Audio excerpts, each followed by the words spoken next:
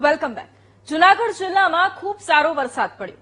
વરસાદ પડતા ધરતીપુત્રો પણ ખુશ થયા છે, પરંતુ વંથલી તાલુકાના કણજડી ગામના ખેડૂતોના તો આ વર્ષે પણ રોવાના દિવસો આપ્યા છે, અને તે પણ તંત્રના પાપે। આવું ખેડૂતો કેમ કહી રહ્યા છે, આવો જોઈએ।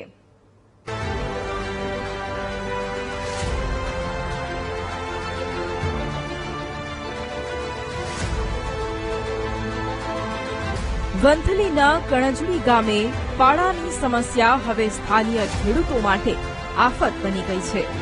ગામ નજીક એક 1200 ફૂટનો પાડો છે, જેના કારણે દર ચોમાસામાં અહીં ગામની હજારો વીઘા જમીનમાં પાણી ભરાયેલા રહે છે। પાણીનો નિકાલ થતો નથી, જમીનનું ધોવાણ થાય છે, અને દર વર્ષે ચોમાસું કાપ પાણીમાં ડૂબી જવાથી બરબાદ થઈ જાય છે। પાડાની સમસ્યાને લઈ ગામ લોકો વર્ષોથી તંત્રમાં રજૂઆતો કરી રહ્યા છે, પરંતુ આજ દિન સુધી અસરકારક કાર્યવાહી નથી થઈ, અને મધુવંતી નદીના પાણી ખેતરોમાં ફરી વળે છે।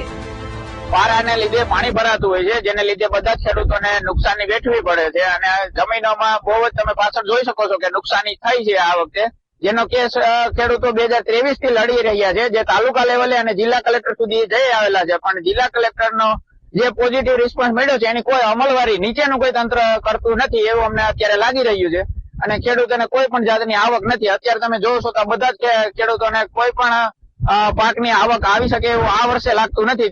સમસ્યા સાહેબ અમારા ખેતરો ધોવાઈ જાય, 400 થી 500 વીઘામાં નુકસાની છે। એક જ વ્યક્તિના પારાની હિસાબે આ બધી ઉથલ પાથલ થાય છે। તંત્રને 3-4 વખત રજૂઆત કરી, સાહેબ અહીં જોવા આવે છે, કહે કે આ 4 થી 3 દીમાં થઈ જાય। 2023 થી અમારો કેસ હાલે છે, 2026 આવ્યું તો હજી અમારો કોઈ નિકાલ આવ્યો નથી।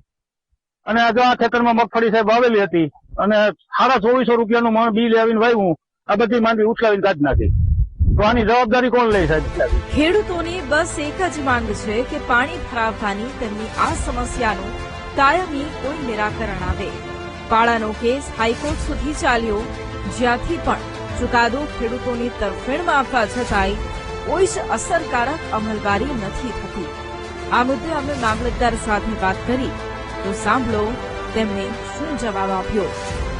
કણજડીના ખેડૂતોની જે રજૂઆત અન્વયે અત્રેની કોર્ટમાં તત્કાલીન મામલતદારશ્રી દ્વારા કેસ નંબર 13/2023 મામલતદાર કોર્ટને હુકમ કરવામાં આવેલ છે, અને અરજદારની રજૂઆત મુજબ આ કેસના અમલીકરણ માટે સંપૂર્ણ કેસની અમલવારી કરેલ છે, છતાં અરજદાર દ્વારા વારંવાર અત્રે તેમજ માનનીય કલેક્ટર સાહેબ રજૂઆત કરવામાં આવેલ હતી।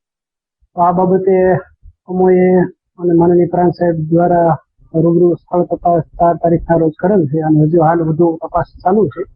આગળ આ બાબતે કાર્યવાહી હાથ ધરવામાં આવશે। તપાસ ચાલી રહી છે, નિયમ પ્રમાણે કાર્યવાહી કરીશું। અરે સાહેબ, કાર્યવાહી પણ ક્યારે? જ્યારે ખેડૂતો બરબાદ થઈ જાય ત્યારે? હાઈકોર્ટના ચુકાદા પછી પણ હજુ તમે તપાસ જ કરાવશો? આશા રાખીએ કે ખેડૂતોને પાડાની આ પડોજણમાંથી વહેલી તકે છુટકારો મળે।